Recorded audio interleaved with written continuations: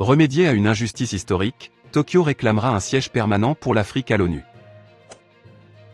Lors du sommet Japon-Afrique, le Premier ministre nippon Fumio Kishida a assuré qu'au moment où son pays siégera au Conseil de sécurité, 2023 à 2024, il plaidera pour une réforme de l'ONU et l'obtention d'un siège permanent pour le continent africain.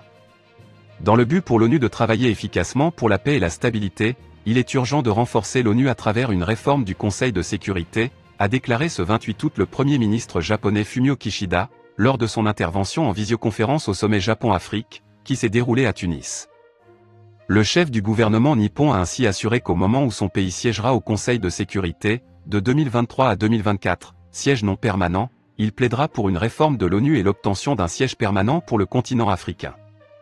Ce sera un moment de vérité pour les Nations Unies, a-t-il poursuivi. Pour rappel, le Conseil de sécurité comprend 15 membres, dont 5 permanents, États-Unis, Russie, Chine, France et Grande-Bretagne, les autres postes étant occupés par rotation de 2 ans par les autres membres de l'ONU. Afin de consolider la paix et la sécurité en Afrique, Fumio Kishida a considéré qu'il était urgent de remédier à l'injustice historique de l'absence d'un tel siège permanent pour l'Afrique à l'ONU.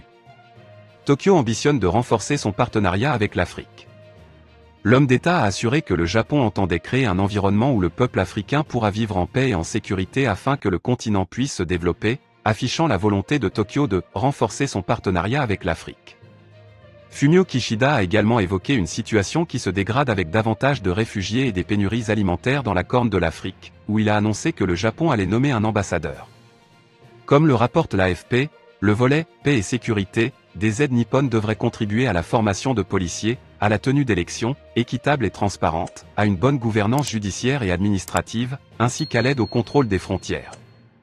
Le Premier ministre a remercié l'Union africaine et la CEDEAO, la Communauté économique des États d'Afrique de l'Ouest, pour leur médiation dans la prévention des conflits, estimant qu'il fallait aussi régler les problèmes transfrontaliers.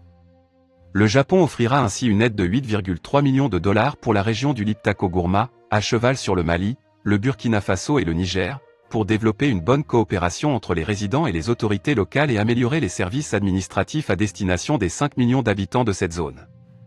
Le Japon promet 30 milliards de dollars d'aide à l'Afrique en 3 ans. Le Japon a promis samedi de verser 30 milliards de dollars d'aide à l'Afrique en 3 ans et de coopérer plus étroitement avec le continent. Lors de la 8e conférence internationale de Tokyo sur le développement de l'Afrique, organisée à Tunis, le Premier ministre japonais Fumio Kishida a assuré que son gouvernement s'emploierait à assurer des livraisons de céréales vers l'Afrique dans le contexte de pénurie mondiale provoquée par la guerre en Ukraine. Si nous renonçons à une société fondée sur des règles et permettons des changements unilatéraux du statu quo par la force, les conséquences s'étendront non seulement à l'Afrique, mais à l'ensemble du monde, a dit Fumio Kishida.